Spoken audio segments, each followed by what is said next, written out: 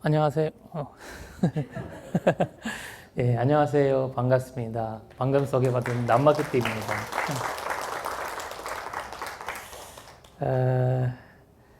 사실 오늘 강의 내용 중에서 이제 마지막 강의 지금 이제 시작할 건데, 거기서 여러분들 이제 스리랑카라고 할 때 처음 이제 그 스리랑 아리랑 거죠. 거기서 스리가, 그리고 여러분들이 연불 그 전수경 하실 때 수리 마하수리, 그 수리가 그 스리라는 거거든요. 스리랑카인데요. 그래서 여기 오늘 주제 보시면 바누두라 대논쟁, 거기에 그 바누두라라는 건 하는 지역이고요. 논쟁이 이루어진 그것을 어떻게 역사적인 논쟁이 되었는가, 거기에 대한 좀 말씀을 드리고, 특히 스리랑카의 불교가 어떻게 이렇게 내려왔는가, 그리고 스리랑카 불교는 어떤 내용을 갖고 있는지 한번 살펴보면서 바누두라 대논쟁 전 스리랑카 불교와 후에 스리랑카 불교에 대한도 말씀을 좀 언급하도록 하겠습니다. 여기 오늘 강의 내용은 이런 네 가지 형식으로 컨텐츠로 말씀을 드릴 겁니다. 여기 바누두라 논쟁에 이르기까지 스리랑카 불교, 그리고 이제 바누두라 논쟁 배경, 그리고 바누두라 논쟁 상황, 그리고 바누두라 논쟁 후기에 스리랑카 불교, 이런 식으로 해서 말씀을 드릴 건데요. 여기 이 지도를 보시면 약간 여러분들이 좀 익숙하기도 하죠. 뭐 사람들은 이제 인도에 뭐 눈물이라고도 하는데, 그 스리랑카 사람들 그 말을 싫어해요. 그래서 제가 스리랑카 출신이라, 그래서 제가 인도의 진주라는 말로 바꾸겠습니다. 네, 사실 왜냐면 인도 바로 밑에 있어서 사람들은 스리랑카도 인도라고 생각하는 분들이 많습니다. 그래서 지금은 많이 이제 세계 기후를 많이 하기 때문에, 근데 많은 한국 분들은 실론이라는 이름으로 기억하고 계시더라고요. 이 손바닥을 이렇게 하시면 손바닥 모양이거든요. 그래서 여러분들이 이제 망고를 좋아하잖아요. 망고를 거꾸로 하면 또 비슷한 지도로 이제 볼 수가 있습니다. 그래서 인도가 워낙 커가지고 스리랑카 굉장히 작게, 스리랑카보다 인도가 60배 큰 당도리를 갖고 있다고 하고요. 근데 스리랑카에 보시다시피 이제 주변이 다 이제 푸른색으로 되어 있잖아요. 그것은 바로 바다고요. 스리랑카 당도리보다 바다가 8배 커요. 그 뒤에 보면 바로 호주예요. 호주 바다가 연결되어 있는, 그래서 전 세계적으로는 굉장히 관심이 있는, 예전부터 관심이 있었던 나라가 스리랑카인데, 일단 여기에 빨갛게 이제 연결되어 있는 저 부분이 우리가 오늘 주제로 말씀드리는 이제 바누두라 논쟁이 이루어졌던 공간입니다. 거기에 이 전체의 바다의 바로 옆에 이제 걸럼보 근처에 있는 이제 바누두라는 작은 이제 마을에서 이런 이제 논쟁이 일어나는데요. 사실 이거 보시면 작년에 이제 이 바누두라 대논쟁이 이루어진 지 150년 되었습니다. 그래서 올해로는 151년. 이렇게 151년 전에 일어났던 이제 아주 중요한 논쟁이 말씀을 이제 드릴 건데, 여기에서 여러분들이 보시다시피 이 영어로 The Great Debate 이렇게 나와 있는데, 그것을 이제 많은 언어로 되어 있고, 그래서 한국말로도 이제 번역돼서 바누두라 대논쟁, 여러분들이 꼭 한번 불자라면 꼭 한번 읽어봐야만 하는 책입니다. 그래서 그걸 꼭 오늘 가시면서 한번 검색해서 주문하시면 좋을 것 같습니다. 일단 이 사원을 보시잖아요. 이 사원이 중심으로 이 논쟁이 이렇게 있는데요. 제가 이따가 여기에 대한 더 말씀을 드릴 겁니다. 그 전에 스리랑카 불교가 어떻게 전달되었는지를 말씀을 드릴 겁니다. 그래서 불교의 정례에 대해 이렇게 정리를 해봤는데요. 여러분들이 아시다시피 인도에 망이 있었던 불교가 아소카왕 시대 이후에 전 세계에 보존하기 시작합니다. 그래서 9개국으로 아소카왕이 불교를 이제 전해줬다고 하시는데 거기에서 본인의 아들이신 마힌다 장로가 스리랑카를 보내셨습니다. 그리고 이 아소카 왕과 스리랑카 왕의 그 사이가 엄청 좋고 서로 안 보이지 않는 현재 사이라고 그렇게 이제 해석을 하고 있습니다. 그리고 기원전 3세기에 처음으로 스리랑카로 불교를 전파되는데 이런 마힌다 장로와 5명의 스님들 그리고 제가자 1명이 같이 와서 왕이 상냥을 하고 있는데 그 중간에서 마힌다 장로가 이 스리랑카 왕을 만나게 되는데요. 그때 만나게 되면서 아소카 왕의 아들이라는 걸 알면서 더 이제 반갑게 맞이하고 스리랑카 전체 이제 권력자들이 전체 다 불자로 바뀌고 그 스리랑카 나라가 전체로 불교를 믿게 됩니다. 이 사건이 굉장히 중요한 상황이었고 그리고 마힌다 장로가 사실 끝까지 본인이 인도로 다시 돌아가지 않고 스리랑카에서 이제 그 열반하셨다고 이제 얘기를 나옵니다. 그리고 여기에서 제일 중요한 거는 오시자마자 이제 공간이 없잖아요. 머물 공간 없는데 이 메가와나라는 공원을 왕이 이제 보시를 하게 됩니다. 그 공원 중심으로 해서 최초의 스리랑카 사원 마하비하라는 사찰이 대사 이렇게 건립을 하게 되는데요. 그 사원 중심으로 스리랑카의 이 불교를 그러니까 이 산자부 불교죠. 그 산자부 불교를 이어가게 됩니다. 그래서 어느 날까지 스리랑카 불교는 스리랑카에 이제 세 개의 전단이 있는데요. 그 전단이 부를 때 마하비하라 전통인 무슨 파 이런 식으로 말씀합니다. 그래서 그 무슨 말이냐면 이 마하비하라 전통이 바로 스리랑카 불교다라고 생각을 하시면 좋을 것 같습니다. 일단 여기에서 기원전 3세기에 불교를 스리랑카 받아들이면서 그때는 부처님의 경전이 다 암성으로 있었던 거죠. 암성이 형태였고 글자로 기록되어 있던 거 없었습니다. 그래서 인도에 아까 우리 교수님도 말씀하시다시피 1차, 2차, 3차 이렇게 결집을 정리해서 부처님 말씀을 다시 정리하면서 이 암성으로 내려오게 됐는데 거기에서 스리랑카까지 오는데 암성 전통이 일어납니다. 그거를 마나카라고 하거든요. 암성 전통이. 그래서 이 암성 전통이 스리랑카에서는 굉장히 어느 날까지도 많은 이제 스님들이 그리고 좋아하는 또 하나의 전통이기도 하지만 근데 이 마나카 전통으로 인해서 스리랑카 불교의 더 새로운 특징을 나타나게 됩니다. 왜냐하면 부처님이 경전을 암송으로 외우고 그리고 자기 제자들한테까지 이렇게 이어갈 수 있는 그런 상황을 만드는 전통이 마하비하라에서 이루어집니다. 그래서 16개의 마나카 전통이 있었다고 합니다. 그래서 부처님의 그 경장, 율장, 논장까지 암성으로 내려오게 됩니다.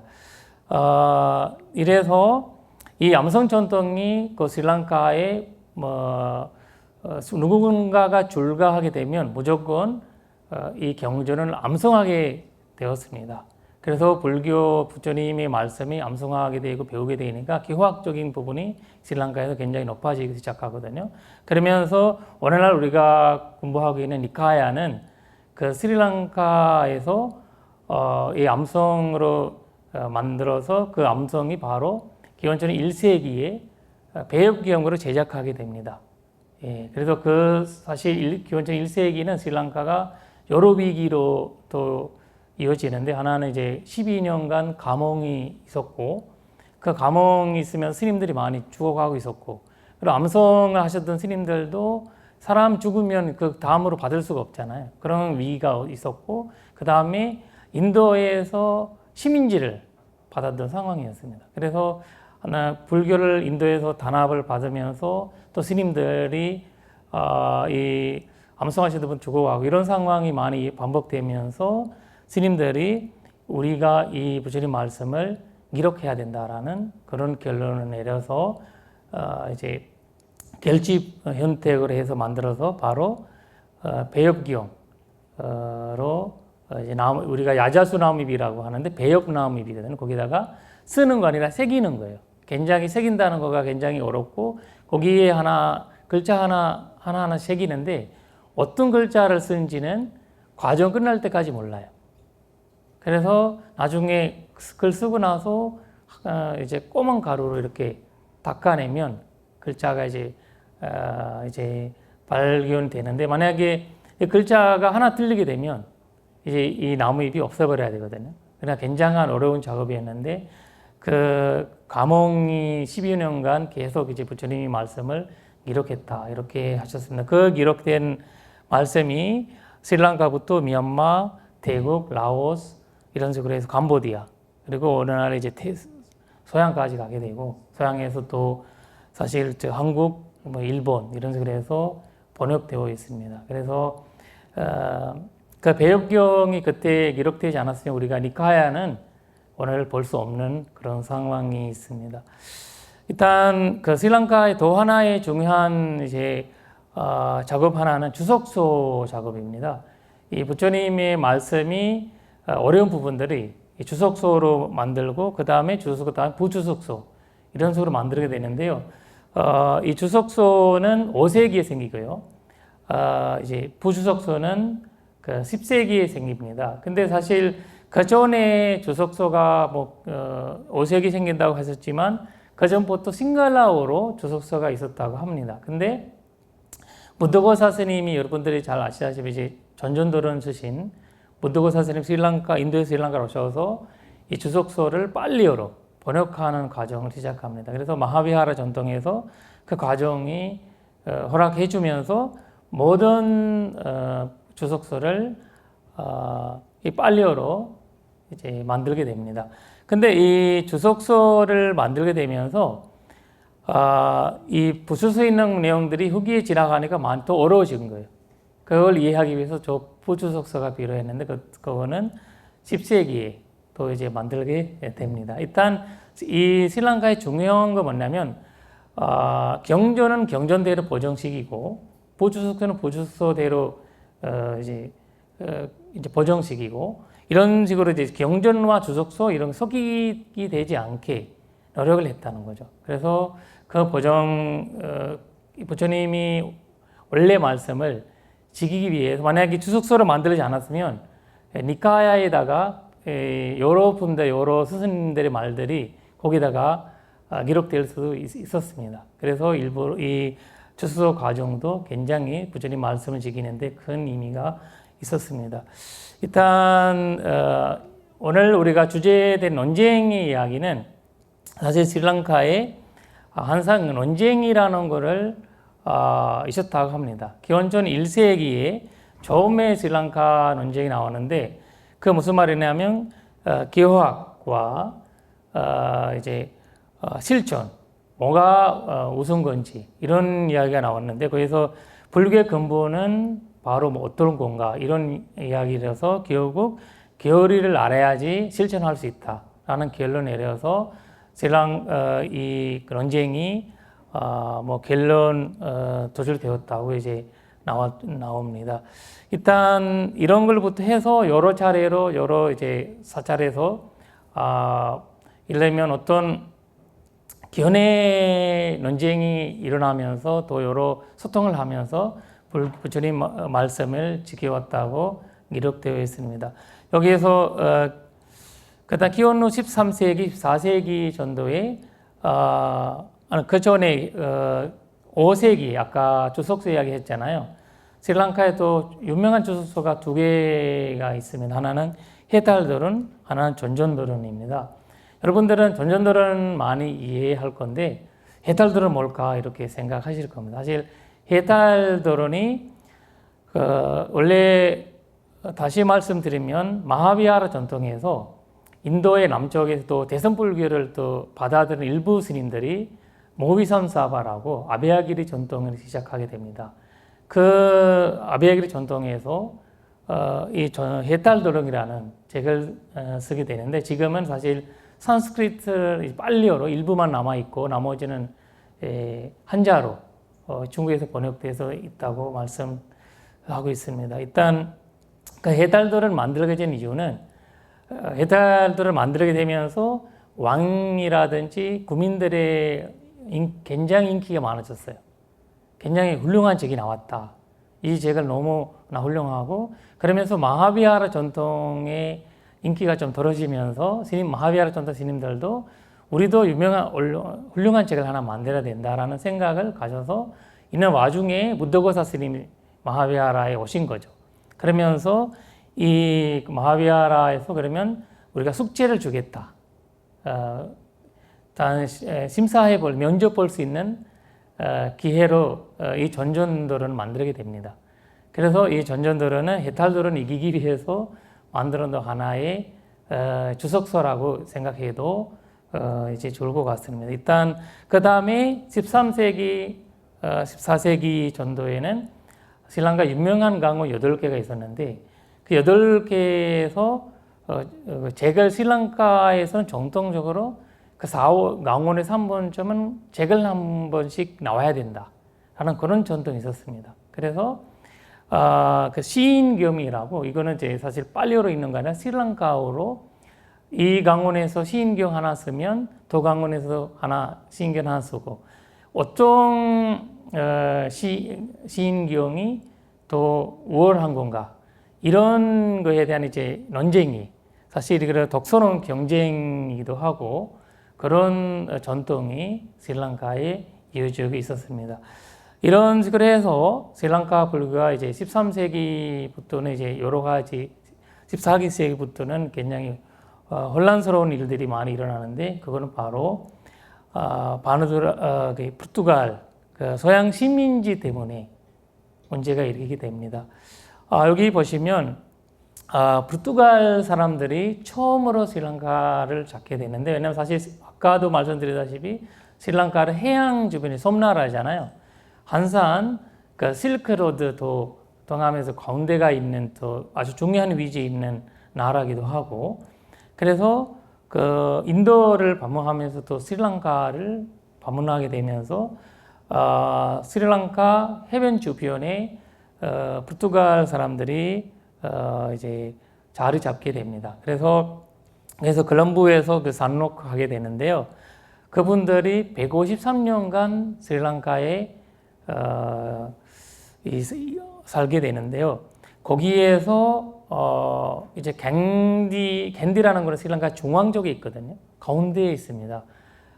이 갠디는 해발 1600m 정도 높은 곳이거든요. 그래서 거기까지 가기는 어려운 상황이었고 해변 주변 특히 이제 북쪽이 완전 장악하시고 그 다음에 여러 나머지 작은 왕국들이 다 정복했다고 나옵니다. 그래서 2분의 1 정도를 이분들이 지배했다라는 그런 이야기 있습니다.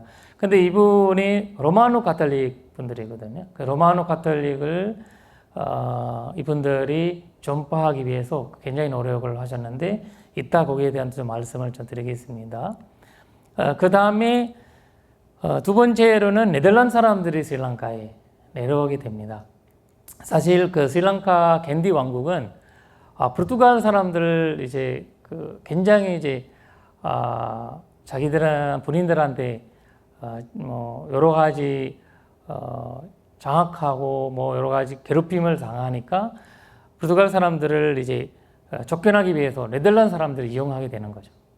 왜냐면 갠디 왕국이 이제 그분들이 모련하기 위해서 네덜란드 도움을 받아서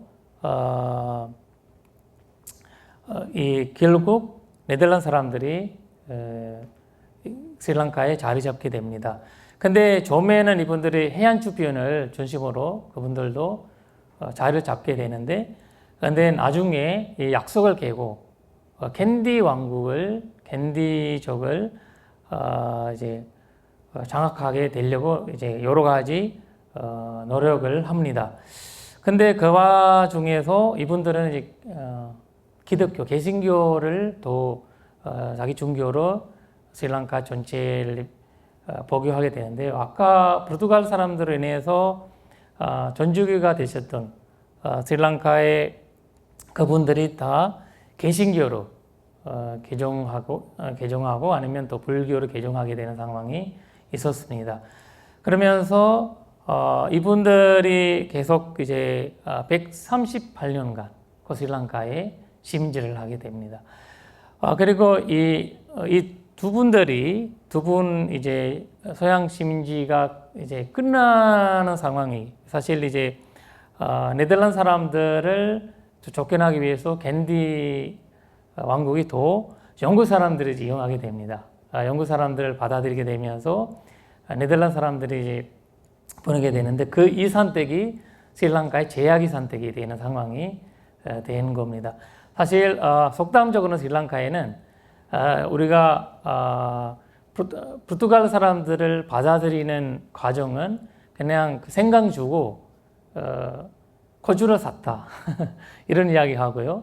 그 다음에 영국 사람들이 받아들이는 과정은 이제 거주를 주고 후주를 샀다.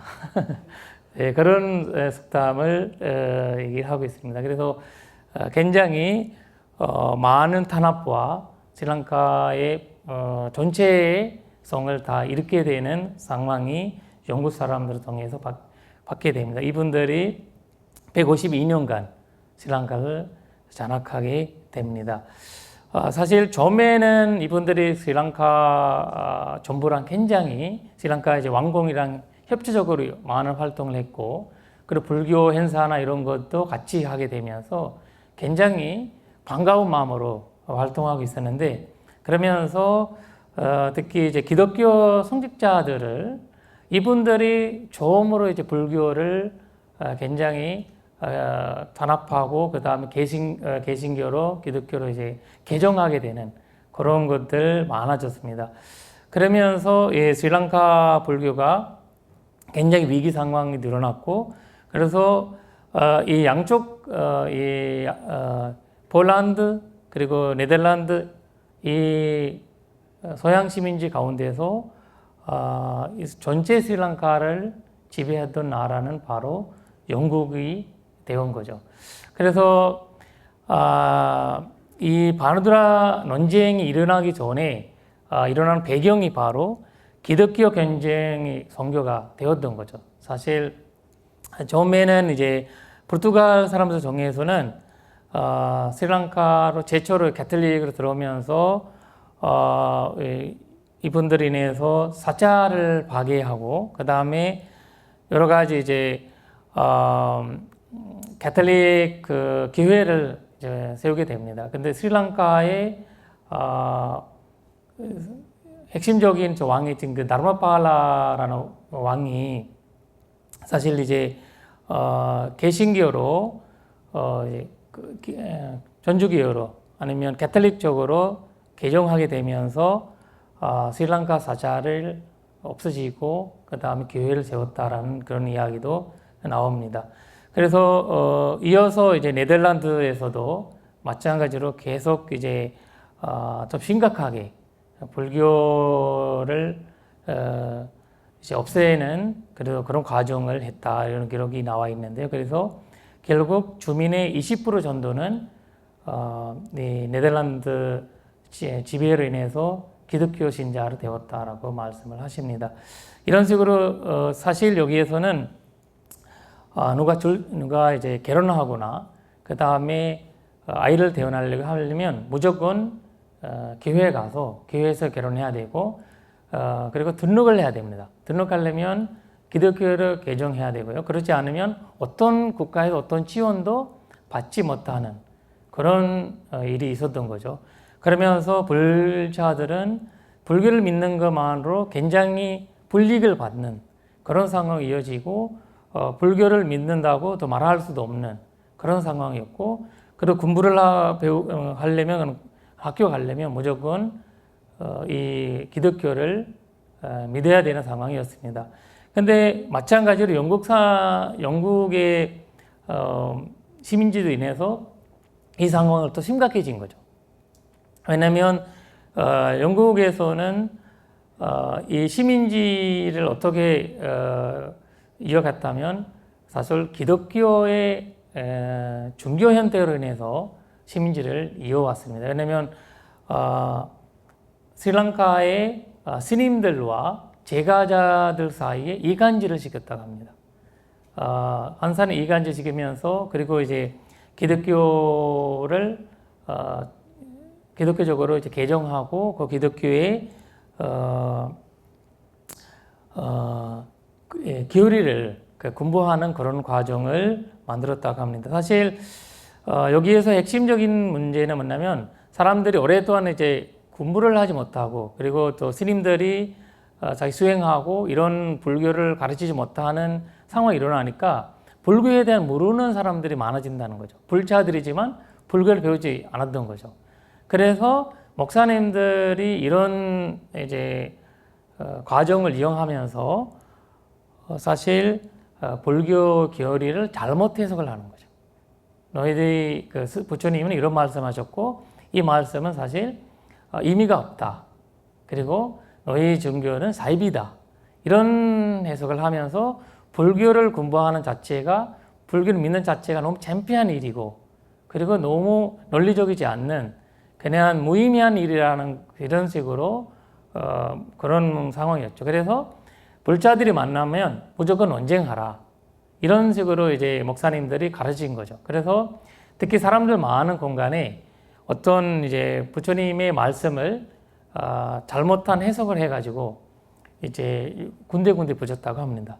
사실 이 기독교인들은 이제 빨리어를 모르기 때문에 빨리어를 잘못 해석하게 되는 경우가 많아졌던 거죠. 이분들을 알기에는 굉장한 이제 왜냐면 잘못된 해석 그리고 본인들의 사상과 맞지 않기 때문에 그런 해석으로 불교를 계속 해석하고 그리고 중요한 거는 책 같은 거 출판하고 신문을 출판하고 많은 사람들을 알려준 거죠. 근데 불교의 가르침을 출판하게 되는데 그것도 자기들이 한 거죠. 스님들이 뭔가를 출판하려면 기독교 단체다가 등록해야 돼요. 등록해서 우리가 이거를 좀 이 책을 좀 내주세요 라고 한 거죠. 근데 기독교인들이 심사를 받아서 불교책을 출판하게 되는 그런 과정에 대해서 사실 말이 안 되는 과정이죠. 근데 그런 상황에 대해서 굉장히 어려웠고 근데 스님들은 어떻게 우리 불교를 지켜야 된다라는 고민하고 있었고 그리고 스리랑카에 스님들이 모이고 보살을 하고 그런 상황이 이루어지면 공격당하고 많은 일이 일어나는데 그때 이제 당시에 스리랑카가 이제 스님들이 없어진 거죠. 비구가 사라진 거죠. 비구가 사라지기 때문에 다시 스님들이 태국과 그저 미얀마 가면서 다시 비구에 받아오고 스리랑카의 불교를 다시 이제 이끌었던 상황이었죠. 약간 굉장히 불교를 다시 부흥운동 해야 된다라는 그런 과정에서 계셨던 스님들이 많았던 겁니다. 그 스님들이 많은 상황에서 스님들 어떤 결정했다면 우리도 이분들이 곳곳에 다니면서 기독교인들이 스리랑카 불자들한테 논쟁을 하게 되니까 우리도 논쟁을 해야 된다. 불교 논쟁을 만들어야 되고 곳곳에 다니면서 논쟁을 해야 된다라고 말씀하셨습니다. 그래서 그렇게 말씀하시면서 일어났던 논쟁이 첫 번째 거는 이 마데가마 논쟁이고 그 다음에 와라고드 이 이름이 지역 이름으로 해요. 지역 이름이에요. 그 지역에서 일어났던 논쟁이 이렇게 다섯 개가 일어난 거죠. 그러면 사실 13개가 전체적인 논쟁은 13개 일어났다고 하고 기록되지 않는 논쟁들은 100개 이상이라고 합니다. 그래서 이 지금 기록으로 남아 있는 거는 13개거든요. 그래서 거기에서 다섯 번째 1873년에 지금부터 151년 전에 일어났던 논쟁이 바로 바나두라 논쟁입니다. 이 논쟁이 스리랑카 불교의 핵심적인 논쟁이 되면서 지금 이 기록을 보시죠. 이거 보시면 스리랑카 불교가 없어진다는 그런 내용이 일어난 거죠. 왜냐면 제미스라는 이제 유명한 이제 그 학자인데 그분께서 그 당시에 영국의 신문에다가 이제 쓰신 글자죠. 근데 이분이 18세기 이후가 되면 스리랑카의 불교는 사라진다. 그런 말씀을 하시게 된 거죠. 그만큼 위기에 있었던 거죠. 그러면서 아까 말씀드렸던 13개의 논쟁을 일으키기 위해서 핵심적인 스님들의 역할이 컸죠. 거기에서 수망갈라 스님이라는 분이 대표적입니다. 그 스님과 그 다음에 인다조티 스님, 남마 랑카라 스님, 수부티 스님, 그리고 남말로카 스님, 그리고 마투안 두다웨 이 제가자분이거든요. 이런 식으로 해가지고 수많은 스님들이 앞장 세우면서 거기에 논쟁은 여기 모호티와티 구나난다 스님이 하셨습니다.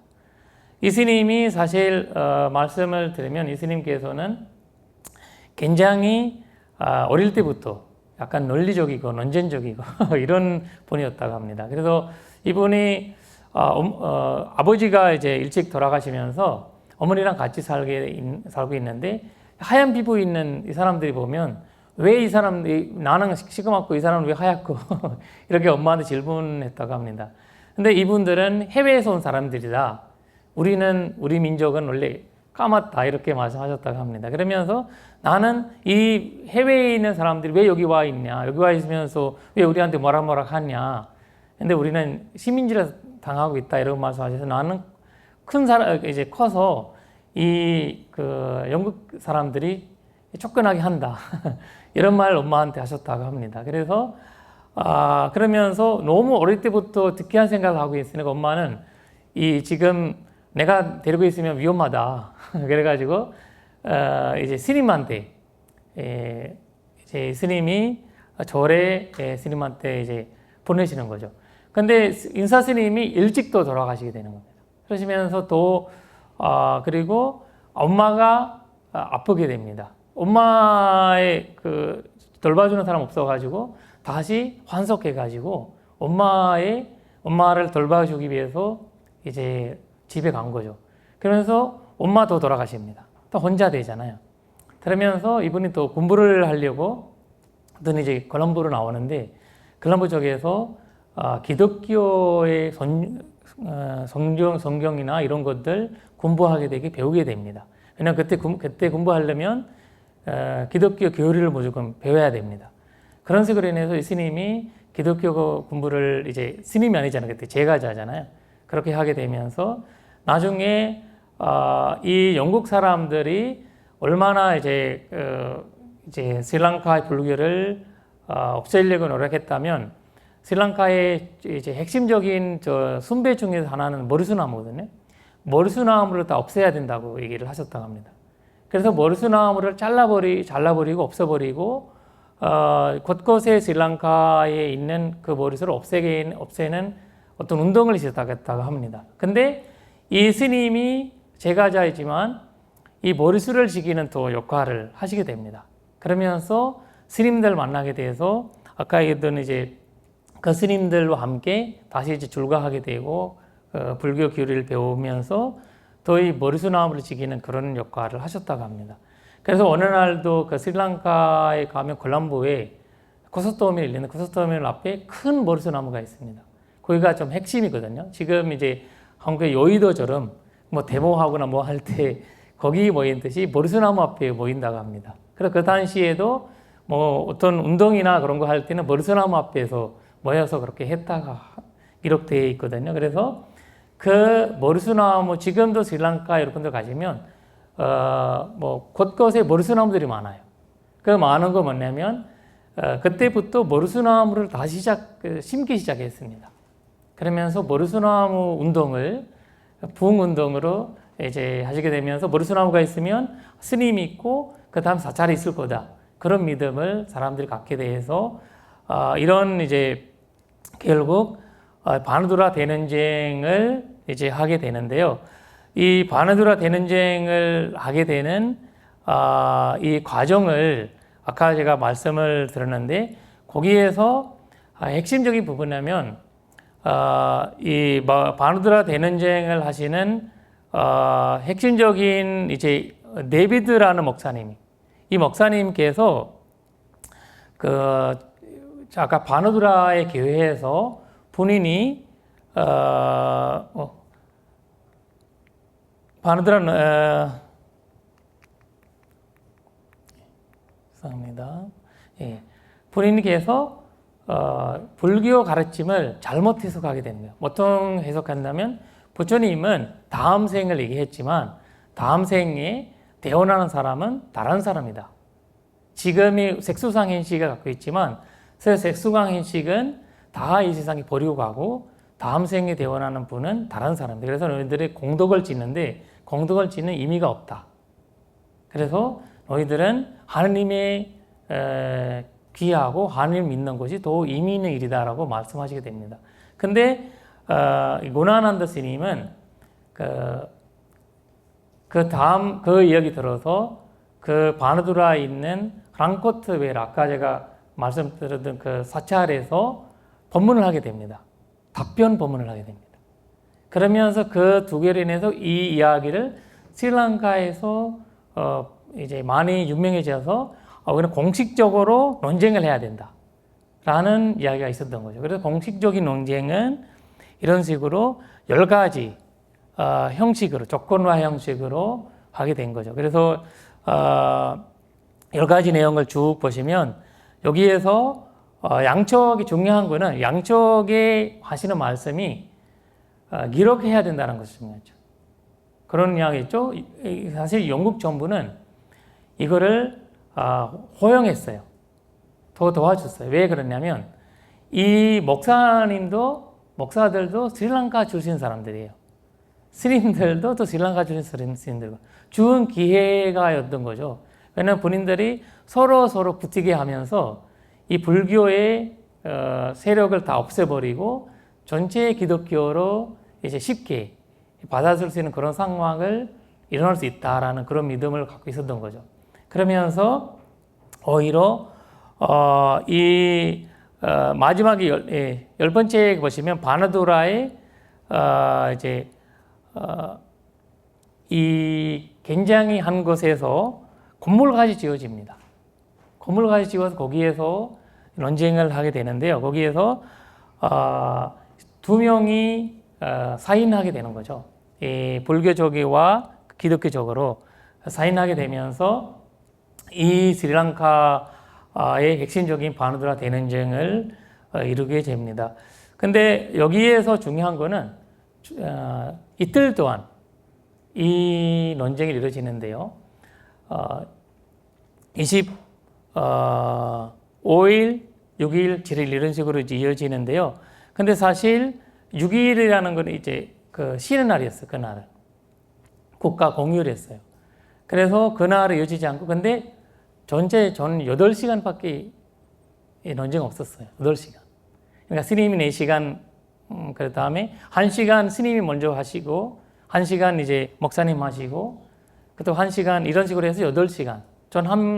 각 분 이제 4시간씩. 우리가 지금 오늘 강의도 거의 3시간 이상 4시간에 이루어졌잖아요. 그러니까 4시간 만에, 8시간 만에 이 국가적인 스리랑카의 핵심적인 논쟁이 이루어진 건데요.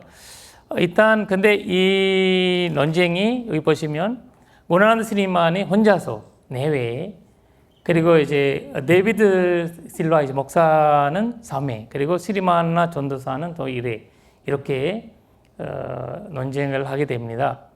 근데 이제 데비드 목사님이 하셨던 내용에서 아까 제가 말씀드렸던 이 논쟁을 만들어지는 원인이 됐던 것은 바로 이 부처님이 다음 생을 색수상현식 있잖아요. 색수상현식은 다음 생까지 이어지지 않다라고 말씀하셨다. 그리고 불교는 태어나는 사람이 다 지금 살고 있는 사람은 다른 사람으로 해석되어 있다라고 데이비드 목사님 말씀하시는데, 사실 이분의 문제가 뭐냐면 부처님이 말씀을 제대로 이해하지 못하고 공부하지 못하기 때문에 데이비드 목사님이 부처님의 말씀을 빨리요 잘못한 해석을 계속하고 있었던 거죠.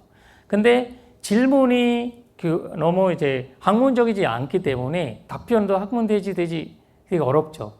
근데 사실 이 논쟁을 이 문화난드 스님께서 하시게 되면서 이 답변도 하시면서 또 불교적인 기요리도 말씀을 하시게 됩니다. 근데 여기에서 이분이 더 말씀하신 저 한 가지 중에서는 이 부처님의 말씀을 사실 이 부처님 스님들이 죄를 많이 지었다. 죄를 많이 지은 사람들이다. 이런 부처님이 율장에 있는 사건들 갖고 설명하시게 된 거죠. 근데 거기에서 그리고 그런 이제 부처님의 경전을 계속해서 뭐 윤회라든지 용기법이라든지 그런 가르침을 잘못적으로 해석을 하게 된 거죠. 근데 그런 거를 이 스님이 깨뜨리게 하기 시작하는 거죠. 어떻게 깨뜨리냐면 이 스님이 하시는 말씀은 이 사람이 직접 부처님 경전을 읽어서 한 거 아니잖아요. 누구한테 불교를 아는 사람한테 물어보고 그렇게 하겠죠. 근데는 실수를 많이 한 거죠. 그래서 그 스님은 이 말이 우리 경전에 없다. 어딘가에는 없다. 있으면 알려주려고 했는데 이 스님은 이 목사님은 또 어디 있는지 얘기할 줄도 모르고, 또 하나는 스님은 성경을 다 외웠던 분이에요. 성경에 이 줄이 원래는 이렇게 있었는데 이거 삭제했다. 없애버렸다. 그래서 이제 기독교는 계속 하느님에 대한 신뢰를 가졌던 분들이 아니라 계속 이걸 바뀌면서 자기들의 생각을 많이 집어넣는 종교다. 이런 식으로 말씀하시게 된 거죠. 그러면서 목사님은 계속 자기 책을 보면서 얘기를 하는데 스님은 암송어에서 여기라고 얘기하시니까 아까 제가 말씀드렸던 암송전통 지교였던 스님들이다 보니까 굉장히 교학적으로 뛰어나시고, 그리고 이제 그런 말 논쟁으로 인해서 이 목사님이 굉장히 이 불교에 대한 어떤 이제 가르침을 인해서 자기 논쟁에 조금 이제 문제가 있다라는 것을 알게 된 거죠. 그래서 여기에서 더 중요한 또 하나는 이 여호와가 신이 아니다. 여호와는 악마다.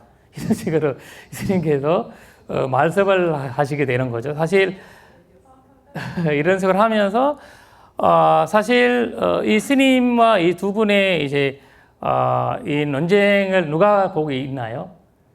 스리랑카 사람들이 1만 명이 모였다고 합니다. 1만 명이 모였다고 하는데요. 근데 이 1만 명 앞에서 한산 이 목사님은 이런 말씀하셨다 합니다. 너희들은 사이비 같은 사이비 같은 불교를 믿지 말고 하느님을 믿어라, 이런 말을 이제 얘기하셨다고 합니다. 근데 스님은 하느님의 말씀은 이제 잘못된 해석을 하고 있고, 그리고 거기 하느님 말씀에서도 불교 가르침을 볼 수 있다 라고 또 얘기를 하면서 불교는 당연한 가르침이고 당연한 종교다, 이런 식으로 말씀을 하시게 되는 거죠. 근데 이거를 이 이야기를 들었던 바로 1만 명의 사람들 중에서 거의 9천 명 정도는 불자들이었어요. 그리고 나머지 600명, 500명 정도는 기독교 분들이었어요. 근데 이거를 너무 찬탄하고 불교에 대한 자존심이 생기는 거죠. 지금까지는 기독교 때문에 내가 불자라고 얘기할 수도 없고 도망가고 있던 사람들이 이 스님이 이 도론을 인해서 자신감 생기고, 와, 이 훌륭한 불교를 우리가 믿지 않았구나, 이런 생각 가지고 모든 분들이, 그때 기독교로 개종한 사람들도 다 불교로 들어갔다라는 이야기가 있었습니다. 그러면서 또 하나는 이것을 기록했다고 했잖아요. 그 자리에서 기록하면서 양쪽의 불교 쪽과 기독교 쪽에서 확인한 거예요. 이 말이 맞냐. 근데 이것을 실론 타임스라는 유명한 잡지는 그때 시민지대도 영국 시민지대도 모든 나라의 그 잡지를 나가는 잡지였어요. 거기에 이제 실리게 되는 거죠. 그러면서 거기에서 이제 그 스리랑카 핵심적인 포인트가 불교를 살리는 포인트가 되는 거죠. 사실 이 스님의 문제는 이 스님을 이 논쟁의 이튿날 논쟁에 들어오는 것을 막기 위해서 여러 가지 기독교 쪽에서 뭐 반복을 썼다고 합니다. 근데 이 스님이 스님으로 오지 않고 이제 마부로 네, 마부를 옷을 입고 오셨다고 그런 이야기 나왔거든요. 그러니까 이제 만약에 이 스님 안 오시게 되면 이 승리 본적은 이제 기독교가 하게 되는 그런 경우가 있었고, 그러면서 굉장히 불교적이 아주 중요한 논쟁을 일으켰다라고 말씀하시고, 그리고 불교가 처음으로 세계화되는 것, 그리고 스리랑카의 이제 불교 공부를 할 수 있는 기회가 생기고, 그리고 그 당시에는 불자들하면 병원도 못 가고 이제 기육도 못 받고 이런 상황이었고, 그래서 그때부터는 불교 학교라든지 불교 출판사 이런 거 생기게 됩니다. 그래서 아까 논쟁했던 그 책이 처음에는 6,000개 정도를 출판해 가지고 전국적으로 이제 나눠졌다고 합니다. 그리고 스리랑카의 불교 부흥 이제 운동의 이제 원인이 되던 상황이 바로 이 바누드라 대논쟁이라고 말씀하시게 됩니다. 사실 여기에서 이 핵심적인 이 바누드라 논쟁을 하게 되면서 우리가 받았던 핵심적인 이익은 바로 인재양성입니다. 이 바누드라 대논쟁이 이 책을 이제 출판하게 되면서 미국에 있었던 올커트, 헨리 스틸 올커트라는 이분이 원래 독실한 기독교 신자였거든요. 이분이 받게 됩니다. 받게 되시면서 이분이 읽고 너무 감동받아서 불교는 어떤 건가라고 연구를 하게 됐다고 합니다. 그러면서 스리랑카에 내려와서서 이분이 스리랑카에서 불교 운동을, 부흥 운동을 하셨다고 하거든요. 그래서 이분이 스리랑카 아까에도 스님들과 함께 거의 그 전개 가까이 스리랑카 학교를 이제 학교와 불교 학교와 일반적인 학교를 만들었다고 하거든요. 그는 이 사찰마다 학교를 설립하기 시작했습니다. 그거는 오늘날의 남마이 스쿨이라고 어린이 법배라는 제도로 일요일마다 학교를 설립하고 일요일마다 불교를 공부해야 되는 그런 이제 계기가 만들었다고 합니다. 그것은 오늘날까지 스리랑카에 이어지고 있는 전통이기도 합니다.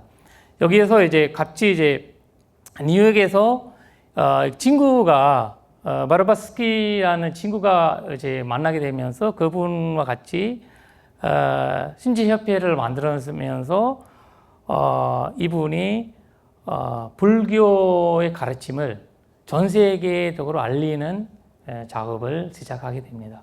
그래서 이로 인해서 서양의 전체적인 불교에 관심을 갖게 되는 상황이 일어났고, 그리고 또 하나는 젊은이들을 위한 곳곳의 스리랑카 지역마다 젊은이들의 모임을 만들게 됩니다. 그래서 Young Men Buddhist Association, 불교 전용 단체인 이런 식으로 해서 만들어집니다. 이 단체들이 오늘날까지 이어지고 있습니다.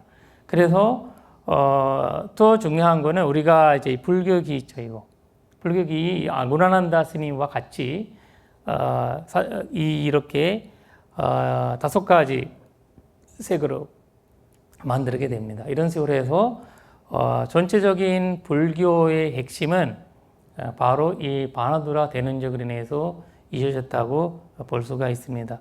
사실 이 무라난다 스님의 똑똑한 제자명이 있습니다. 그분이 바로 아나가리카 다르마팔라. 여러분들이 아마 들어보신 거 있을 겁니다. 이분이 처음에는 제가자로서 본인이 처음에는 이 바누드라 대논쟁 할 때 본인이 나이가 10살이었어요. 그때 아버지랑 같이 가서 이 대논쟁을 직접 벗었다고 하거든요. 근데 본인도 기독교 사람이었어요. 기독교인이고, 그 다음에 이제, 이분이 보름날에, 아까 구나난다 스님이 계시는 절에 가서, 스님이랑 이제, 법문 듣고 스님이랑 얘기하고 그렇게 온다고 하십니다. 어머님이 한산 이제 보름날 되면 절에 데려간다고 하셨거든요. 그러면서 그 인연을 또 받아들이고 17살에 인도에 가게 되는데, 인도 부다가야 보니까 힌두교 분들이 자리 잡고 있는 거예요. 이거는 저희들이 엄마가 불자인데 제가 좀 가서 부처님 좀 담배하고 싶다 이런 생각을 해서 갔는데 안 받아들이는 거죠. 근데 여기에 대한 굉장히 감동받아서 이러면 안 된다. 저는 이 인도의 부처님이 손질을 지키기 위해서 노력해야 된다라는 생각을 해서 17살부터 나는 결혼하지 않고 부처님의 가르침을 지키는 사람이 될 거다라고 해서 제가자로서 스리랑카에서는 스리랑카 민족적 영웅으로 되고 사실 이분이 제2의 아소카라고 얘기를 하는 만큼이 우리가 오늘날 발대선지를 다니잖아요. 이분이 안 계셨으면 인도의 발대선지가 우리가 참배를 못하는 상황이 되었을 거라고 나는 생각하거든요. 근데 이제 안타깝게 인도의 가이드들이 이 말을 안 합니다. 왜냐면 인도의 가이드들이 대부분이 힌두교 분들이에요.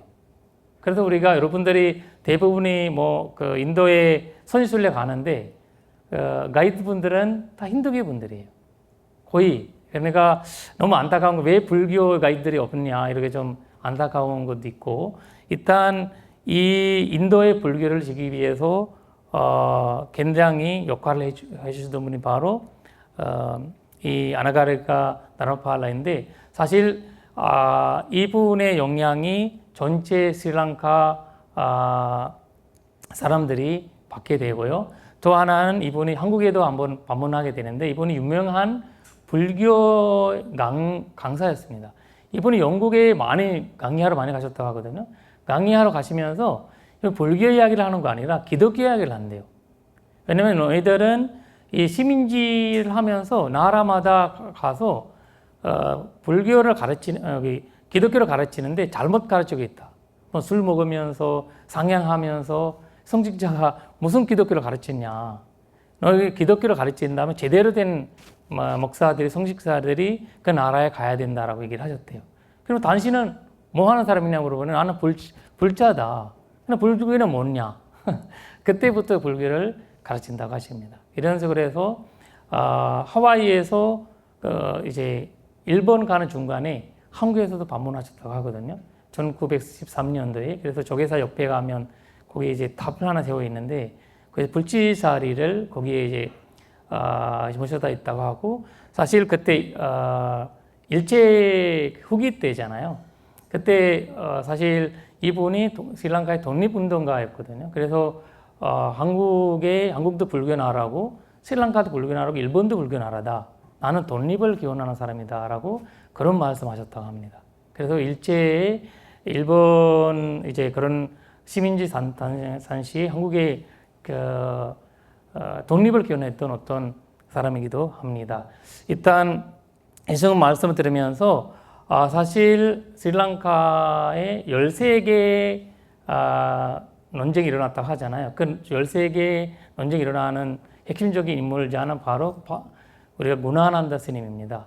그래서 구나난다 스님이 11번째 논쟁을 하니까 12번째 논쟁 와중에 아프게 됩니다. 67세에 아프게 돼서 어디에서 병을 한지 모르겠는데 여러 가지로 이제 치료받는데 안 된다는 거죠. 그리고 결국 그 다음 논쟁을 못하고 돌아가시게 됩니다. 그래서 분이 제자가 13번째 논쟁을 하게 되는데 그분도 그 논쟁 이후에 돌아가시게 됩니다. 그리고 13번째 논쟁하는 스님도 또 그 다음 돌아가시게 됩니다. 이문이 되는 상황이 됐죠. 왜 스님들이 논쟁할 때마다 돌아가시게 된다는 그런 이문도 오늘날까지 미스터리로 남아있는 과정이 있습니다. 일단 제가 이제 마지막으로 시간 너무 오래 걸렸는데 그래서 마지막으로 하시고 싶은 말씀은 바누드라 대냉정이 없었다면 오늘날은 스리랑카는 기독교 나라가 될 수도 확률이 많았고 사실 비유적으로 얘기하면 저희가 이제 누가 아픈 사람, 심장마비 된 사람이 갑자기 나타나면 그 사람이 살아나려면 골든타임이 중요하다고 하잖아요. 그래서 이 바누드라 대냉정이라는 거는 죽어가 있었던 스리랑카의 골든타임이다 라고 말씀드리고 오늘 강의를 마무리하도록 하겠습니다. 네, 고맙습니다.